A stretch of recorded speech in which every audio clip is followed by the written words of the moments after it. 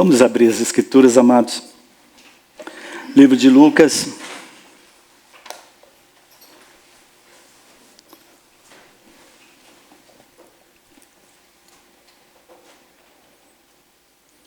Capítulo 4. Estamos numa série de ministrações e esse tema do capítulo 4 é extraordinário. É interessante observar que Jesus estava cheio do Espírito Santo, é o que relata no primeiro capítulo, no primeiro versículo do capítulo 4 de Lucas. Mas, muito interessante ainda, como já foi ministrado, é que quem leva Jesus para o deserto? Quem leva Jesus para o deserto? Muitas vezes nós somos levados pelo deserto. Eu brinco lá no Brasil e digo para os irmãos, muitas vezes nós somos osso de pescoço. Somos difíceis, rebeldes. Queremos mudar a igreja.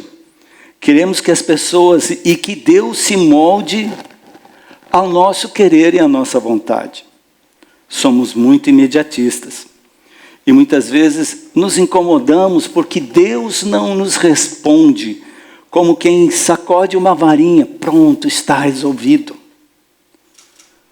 O tempo de Deus é um dos nossos maiores desafios, não é verdade, irmãos?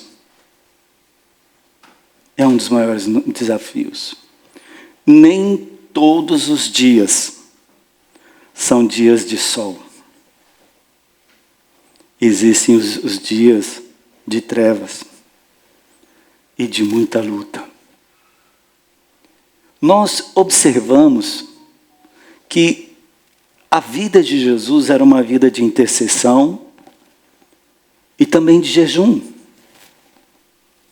Jesus, cheio do Espírito Santo, foi para o deserto. E ele venceu todas as tentações.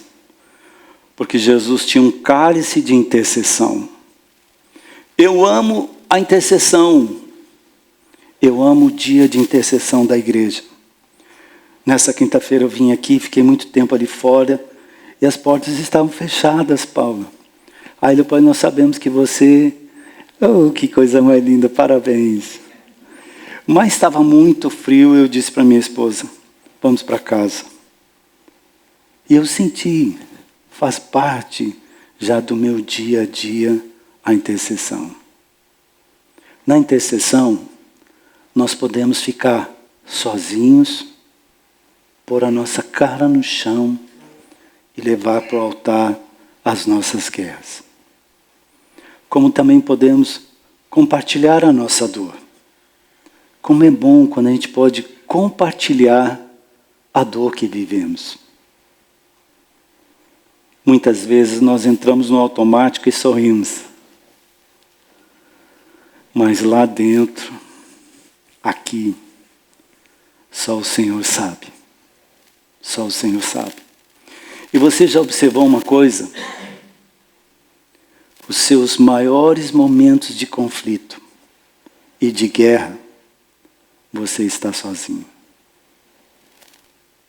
Você não pode contar com pessoas que você gostaria de contar. É só você e Deus. Não é assim com você, meu amado. Mas, graças a Deus, que nós temos o Senhor. Graças a Deus que o Senhor fala, que o Senhor ouve o nosso clamor. Lembram do clamor de Ana? Ela não tinha mais palavras. Eu acho que todo o repertório de intercessão que ela conhecia já tinha se esgotado. Foi só gemido. Só gemido. Isso já aconteceu com você, amado? Mas observe, foi nesse momento de profundidade de intercessão, onde a dor foi expressada, que veio a resposta. Esse texto que nós vamos ler, ele fala de um segundo momento de intercessão. Impressionante. Jesus foi provado. E a questão dos versículos que vamos ler é poder. Poder. Satanás oferece poder para o dono de tudo, para aquele que fez parte da criação. Ele não subestimou. Ele não teve medo de chegar para o dono, autor, e dizer: se tu me adorar, eu vou te dar poder desta terra.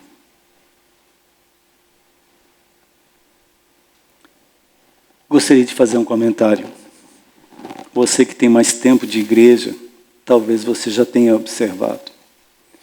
Eu já vi muitos ministérios começarem 100% na visão e na direção de Deus.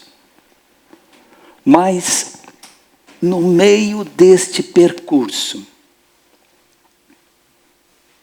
alguns homens caíram, mudaram a visão, transformaram a casa de Deus num lugar de comércio, onde o que importa é o número de pessoas e valores. Uma vez eu fui num grande evento de Brasília, onde estavam grandes pastores, apóstolos de renome. E eu, o orelha seca da turma, estava no meio deles. E aí um grande pastor de Brasília, que eu conheço desde a fundação da sua igreja, ele chegou para mim e me cumprimentou cordialmente, e olhou para mim e disse: quantas pessoas tem na sua igreja? E eu olhei para ele e ele disse: quanto entra na sua igreja? Então eu entendi que para você ser reconhecido, para você ter valor no meio deste grupo, tem que ter quantidade e valores. O nosso Senhor andava, dormia no meio de uma caminhada, no deserto. Ele tinha misericórdia e compaixão. Mas por que alguns ideais mudam assim? Por que alguns homens perdem o seu primeiro amor? Capítulo 4.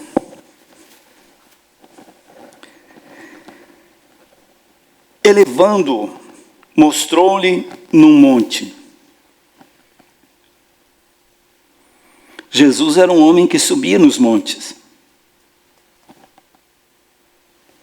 Ele orava nos montes. Posso ser ousado e lhe fazer uma pergunta? Como está o seu cálice de intercessão? Está transbordando?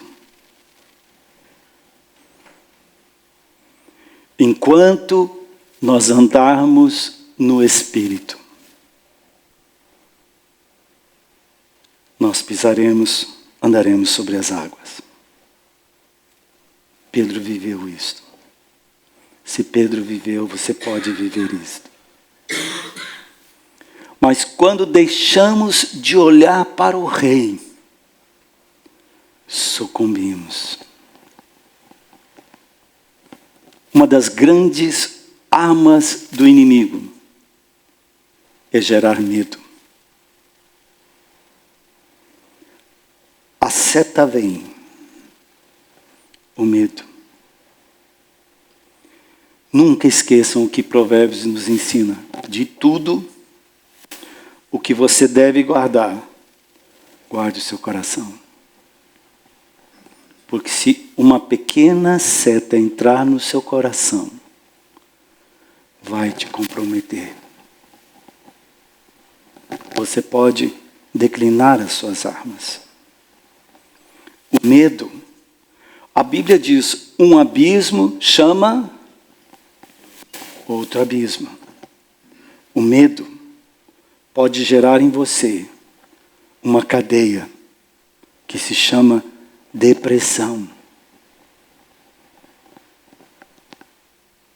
Todos os homens poderosos, quando Deus começou a ministrar com eles, Deus sempre dizia, não temas. Não temas. Não temas. Por quê? Porque se você olhar para a circunstância, você vai ser consumido. Nós temos que olhar acima para o Senhor. Quando os discípulos disseram para Jesus, dispensa esse povo, eles não têm o que comer, eles estão no deserto. Jesus olhou para eles e disse, dê você. Eu acho que eles olharam para Jesus e disseram, nós estamos contigo. Não estamos trabalhando. Estamos te servindo. Nós temos aqui peixe, uma pequena quantidade de pão. Que lição eles tiveram? Lembram, queridos, quando Deus pegou um homem extraordinário? Tem homens que são extraordinários na Bíblia. E tem mulheres fora da Bíblia que são extraordinárias. Cheiram, têm aroma de Cristo. Esses dias me ligou uma missionária do Brasil e ela descreveu o que eu estava vivendo e ela não sabe o que está acontecendo. Mas Jesus lhe mostrou. Por que Jesus lhe mostrou? Porque o Senhor está vendo. A dor ofusca a nossa visão. Cuidado. Cuidado. Quando você começar a sentir medo, entenda que uma seta está entrando. E você tem que reagir. Como? Você sabe. Você não é uma ovelhinha. Você já caminhou bastante com Jesus. Todos os grandes homens da Bíblia foram homens que viveram o sobrenatural. Hoje, a concorrência lá fora, as guerras, dentro de casa, no meio dos filhos, na família, precisam ser vencidas. A segunda proposta de Satanás foi o poder. Porque é isso que muitos homens querem. Poder vai gerar estabilidade. Estabilidade vai gerar uma falsa segurança. E assim, muitos se atropelam. E alguns se destroem. Se destroem. Mas nós não somos cidadãos da terra. Quando Satanás ofereceu para Jesus poder, ele deu poder da terra. E ele é o Rei dos Reis, Senhor dos Senhores. Volte ao livro de Isaías, querido, e veja por que Satanás foi destituído. Lançado para a terra onde Deus iria nos estabelecer. Porque ele queria poder acima do Senhor. Quem é funcionário público, eu já fui funcionário público por muitos anos. Quem é funcionário de uma empresa particular, privada, sabe dos meios que algumas pessoas utilizam na competição de uma carreira profissional, de uma posição. Você já viveu isso? Onde uma pessoa cria artimanhas para neutralizar e destruir tudo que você construiu no decorrer da sua carreira. E você fica impressionado com as estratégias. E você diz, como pode? Como pode isso? O mundo, o governo deste mundo, está sobre as mãos do maligno. Jesus não questionou este domínio.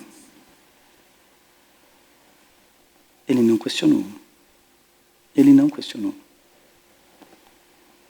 Mas Jesus venceu, usando a palavra. A palavra é uma arma de guerra. A palavra é uma arma de guerra. Um médico pode dizer não, mas a última palavra sempre será do Senhor. Se Deus falar algo contigo, não olhe para a circunstância. Apegue-se, firme-se na promessa. Naquilo que o Espírito de Deus veio em silêncio e falou contigo. Quando Elias entrou na caverna, ele estava com medo. Medo. Você está com medo? E qual foi a ação de Deus? A forma que Deus agiu para quebrar o medo. Deus não falou na tormenta. Deus não falou no vento. Sua voz foi suave. Aprenda a interpretar a voz, a discernir a voz. É a voz de Deus que está falando ao meu ouvido e ao meu coração. É a voz da minha carne, é a minha carne que está falando comigo. Nós precisamos neutralizar as outras vozes para ouvir a voz do Rei. Já aprendeu esta lição? Já aprendeu esta lição? Ela é importante. São estas armas que te fazem vencer as guerras. A tua postura numa guerra vai dizer claramente quem você é em Deus. É uma heresia que eu estou falando? Não, querido. A tua reação vai expressar quem você é de fato. É nesse momento que as máscaras caem. E Deus não faz isso para te expor. É você mesmo. É por isso que existe na Bíblia uma coisa extraordinária, queridos, que se chama casa do oleiro. Ninguém é levado para a casa do oleiro para ser tratado uma área que já está curada. Concordam? Mas se somos levados à casa do oleiro, glória a Deus. Se Deus faz isso com você, é porque você vale a pena. Existe céu em você. Existe amor pelo Senhor em você. E Ele não desiste. Ele não desiste. Graças a Deus. Por mais dura que seja a nossa natureza, ela tem que ser transformada.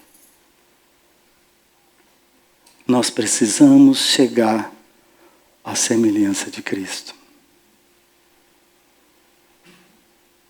Isso que me impressionou naquelas duas mulheres.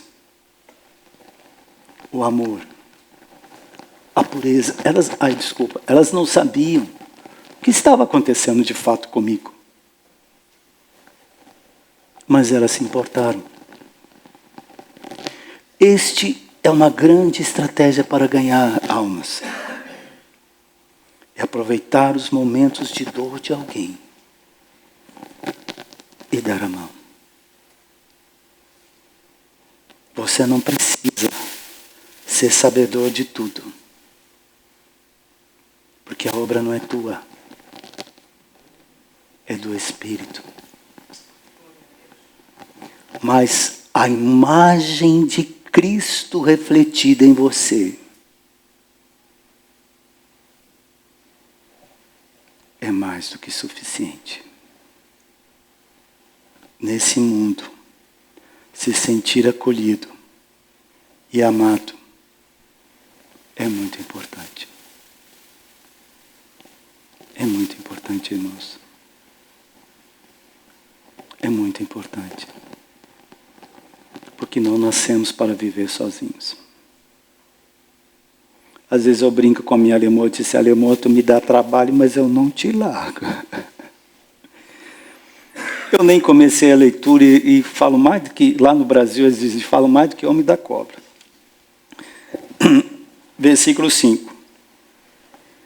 Elevando, mostrou-lhe no monte todos os reinos do mundo. Eu acredito que a primeira coisa que Jesus mostrou foi a estrutura de Roma, o governo de Roma, o maior governo que existia na época de Cristo.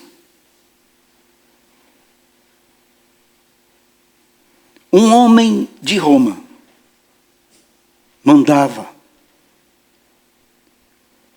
tinha poder sobre muitas nações, sobre exércitos, sobre riquezas. Ele era muito grande. Então imagine, na caminhada da história humana, quantos governos, quantos poderes e quantos homens malignos que mataram, destruíram, assolaram por causa de poder. Era este poder que Satanás estava oferecendo. Um poder falso, destruidor, que tem cegado muitos homens, principalmente homens de Deus. O meu avô iniciou sua vida espiritual na Umbanda, mas ele queria mais poder. Ele foi para a Quimbanda. E na Quimbanda ele começou a ver pessoas sendo curadas, pessoas resolvendo problemas sérios de justiça e assim por diante. E ele quis mais. Então ele foi para a magia. Porque ele queria poder. E ele se tornou o bruxo, o maior bruxo do sul do Brasil. 3 estados ele era o maior. Vinham pessoas de São Paulo, de Minas, pedir favor para ele. E pagavam muito bem.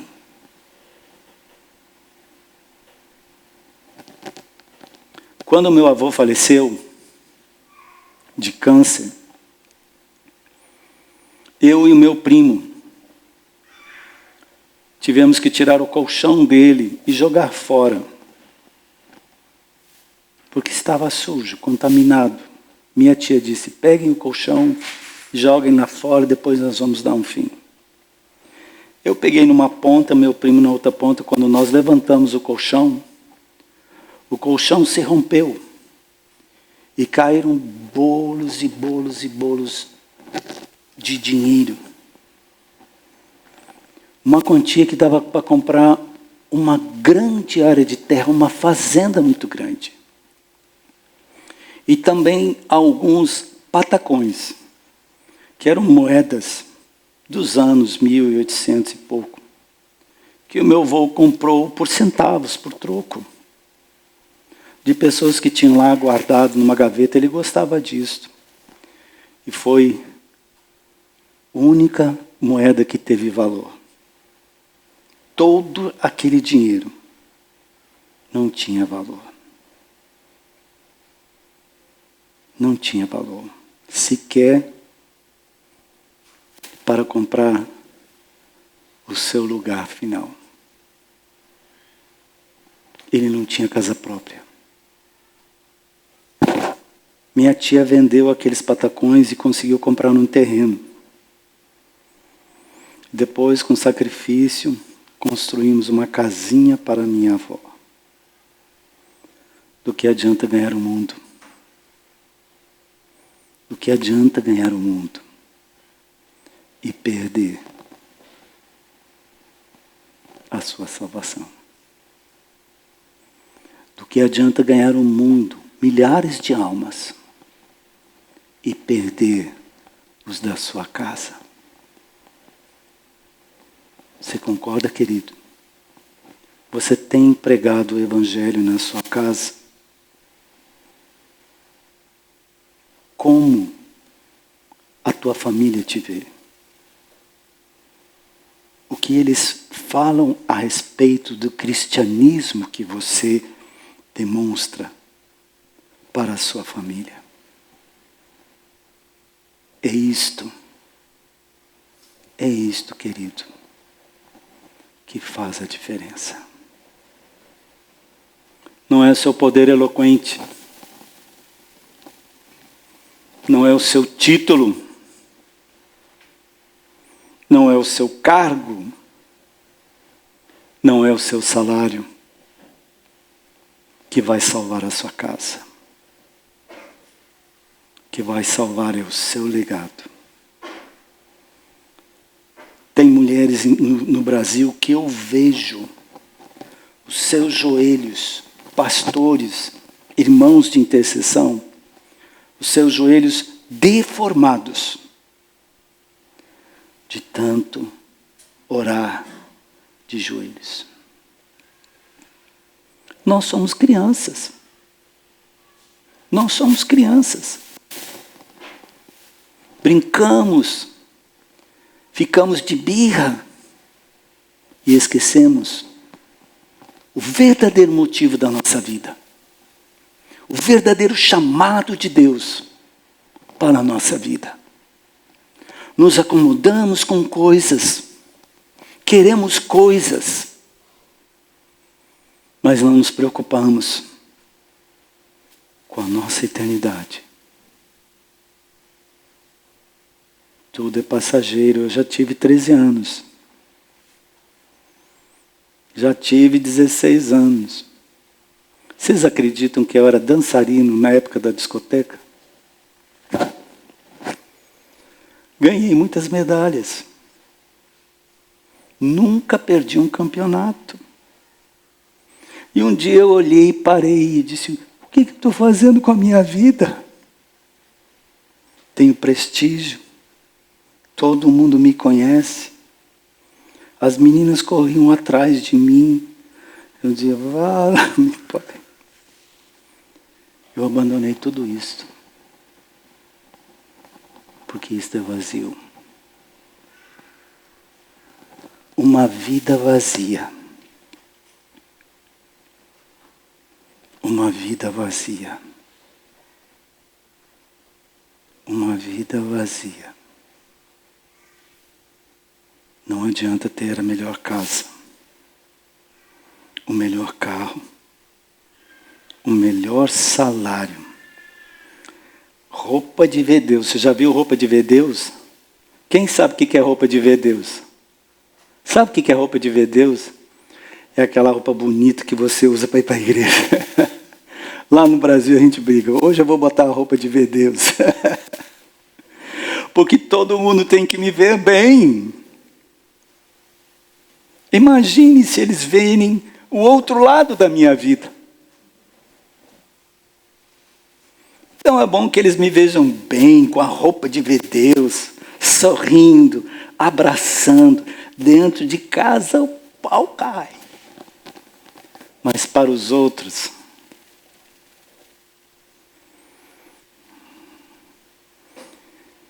Satanás tentou Jesus. Por que ele não faria o mesmo contigo? Todos os dias somos atacados. Todos os dias. Mas é na perseverança. Você pode dizer, irmão, não tenho toda essa estrutura. É verdade. Nós somos vasos de barro. Somos quebrados. Quantas vezes você já foi quebrado? Quantas vezes na sua vida você teve que começar do zero? Isso diminuiu você? Não. Só revelou a tua grandeza.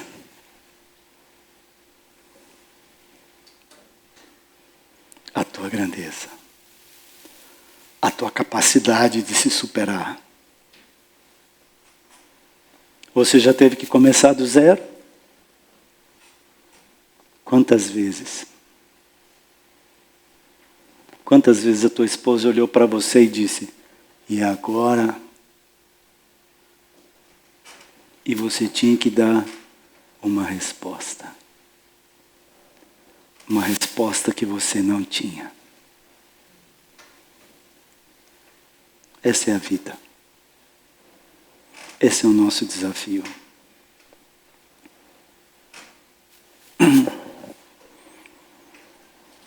Mostrou-lhe no momento todo o reino.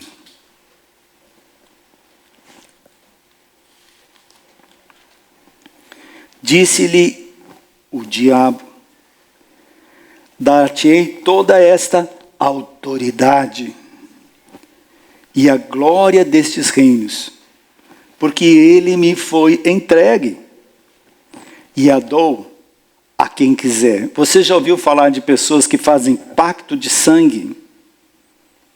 O que eles buscam neste pacto de sangue? Poder, riqueza. Quando Salomão disse para Deus, eu quero sabedoria, Deus se impressionou, porque o coração dele não estava voltado, buscando poder, mas sabedoria para governar o que não é dele, que é do Senhor.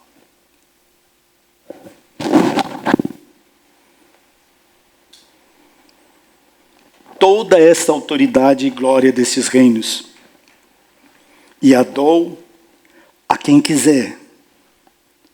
Você quer poder vindo do inferno? Quanto isso vai te custar? Vocês acreditam que uma irmã, eu a conheço há muito tempo, ela é de origem judaica, fugiu da Rússia para outro país, e o pai fugiu para o Brasil por causa de perseguição, e no Brasil eles mudaram o sobrenome, usaram um sobrenome comum, um sobrenome comum do país onde eles estavam, para não serem identificados.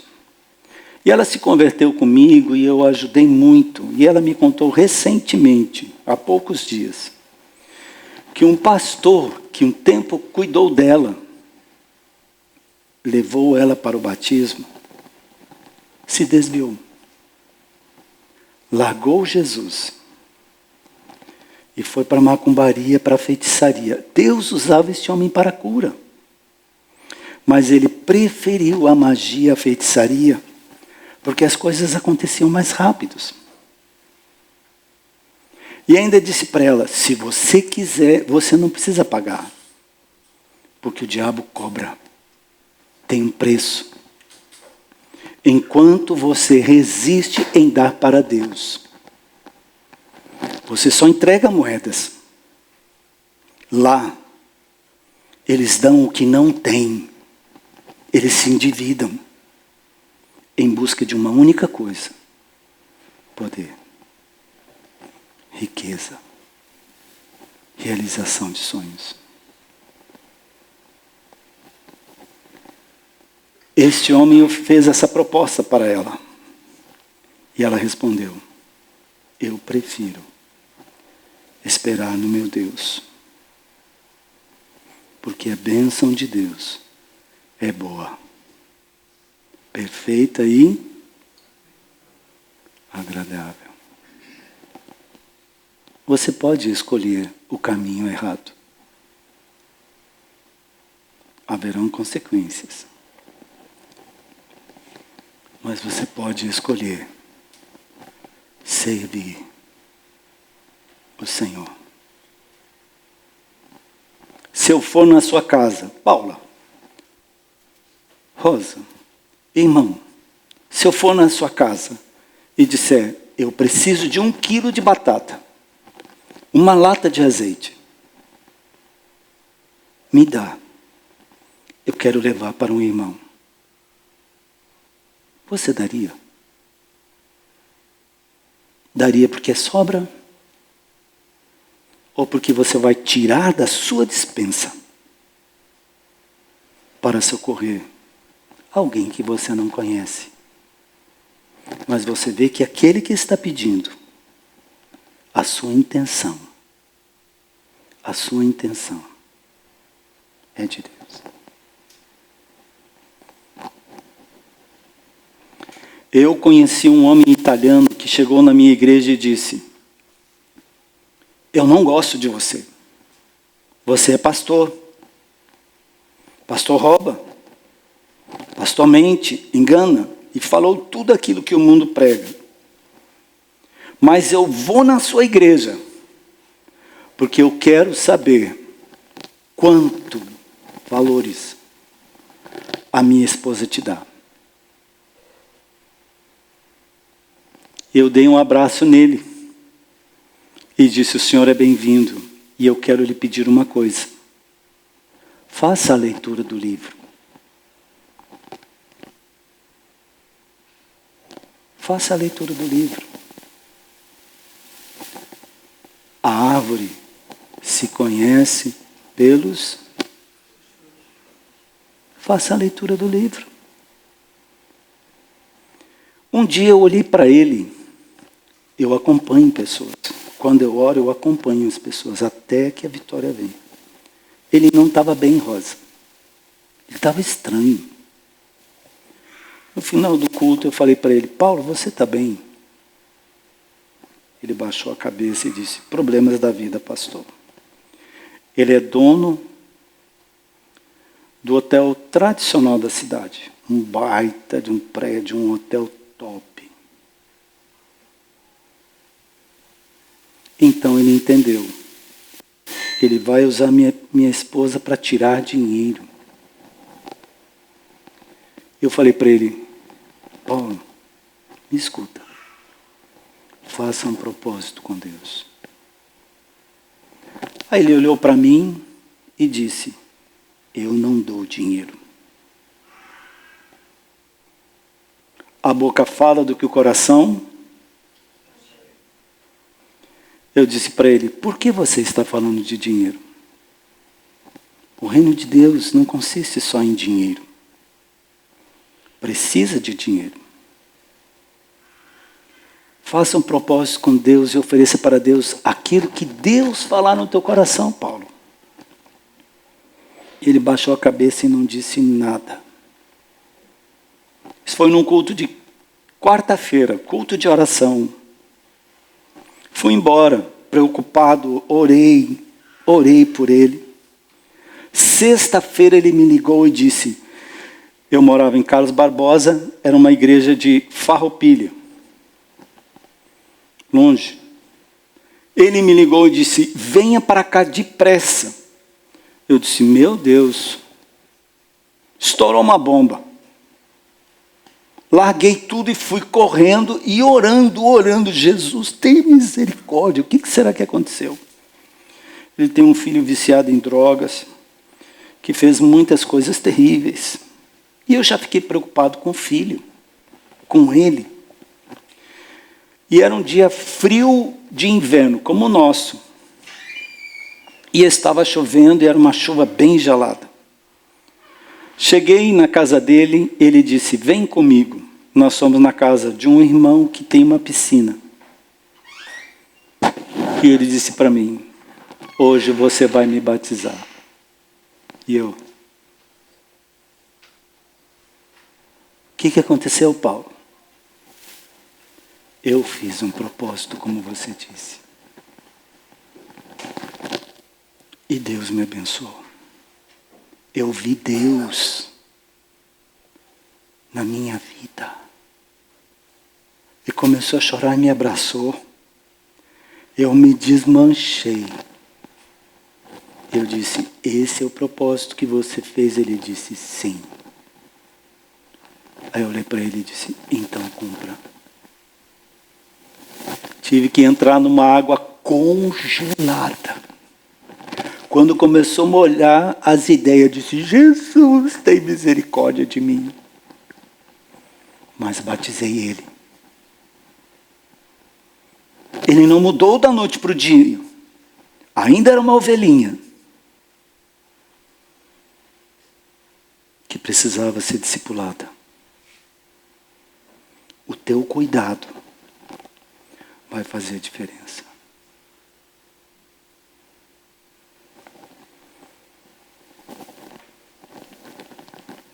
O teu cuidado. Sabe por que ainda existem cadeiras vazias?